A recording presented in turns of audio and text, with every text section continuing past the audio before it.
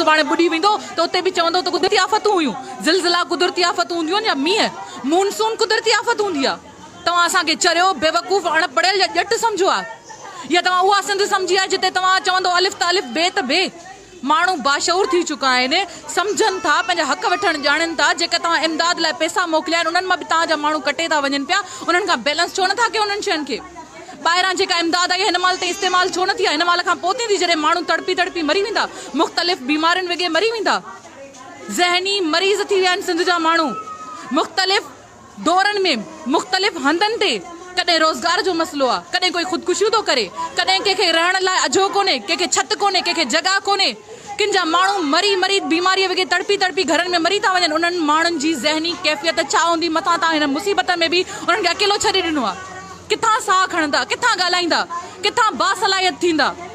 तव्हां सिंधियुनि खे मेसारे ख़तमु करे हिन धरतीअ तां नालो निशान गुम करे पोइ सुभाणे चवंदव त सिंधी माण्हू त आफ़तुनि वॻे मरी विया, आफ़तुनि वॻे मरी विया, या तव्हांजे कारनि कानूननि मुताबिक़ मरी विया, ख़ुदनि अमलनि ख़िलाफ़ जे करे मरी विया, तव्हांजे उहिदनि जी ग़ैर ज़िम्मेदारीअ जे करे मरी विया। असीं सॼो ब्लेम हिन वक़्तु सिंध हुकूमत खे था ॾियूं। सिंधी माण्हुनि में हिन वक़्तु ताईं जेको बि उन्हनि जी मुआशी नुक़सानु थियो आहे, घरनि जो नुक़सानु थियो आहे, जानी नुक़सानु थियो आहे, सलाहियतुनि जो नुक़सानु थियो आहे, ज़हनी नुक़सानु थियो आहे, असां हिन जो सॼो मलबो, हिन जो सॼो ब्लेम सिंध हुकूमत ते, मुराद अली शाह ते, आसिफ ज़रदारी ते, बिलावल भुट्टे ते, XYZ जेके बि मिनिस्टर पीर मीर मुरीद जेके बि आहिनि, जेके वॾा वॾा दावा कनि था टीवियुनि ते अची करे पंहिंजो कॉलर चिमकाइनि था, उन्हनि सभिनी ते इहो ब्लेम कयूं था। किथे आहिनि उहे सियासतदान जेके सिंध खे घुरंदा आहिनि? अचनि न, अचनि हिननि जी मदद कनि। बाक़ी जिते असां सरहंदीअ वारा, असां सरहंदीअ वारा आहियूं, असां हिननि जी मदद कंदासीं। हा, सिंधी बि असांजा, धरती बि असांजी, ॾुख बि असांजा, सूर बि असांजा, मदद बि असां कंदासीं।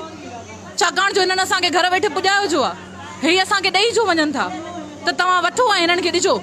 शहरनि में सिंधी माण्हुनि जी हिननि कहिड़ी हालत कई आहे, रोज़गार खां महरूम रखियो आहे, सहूलियतुनि खां महरूम रखियो आहे, आए ॾींहुं धारियुनि जी आबाद करे सिंधी माण्हुनि खे हिननि टॉर्चर ॾिनो आहे।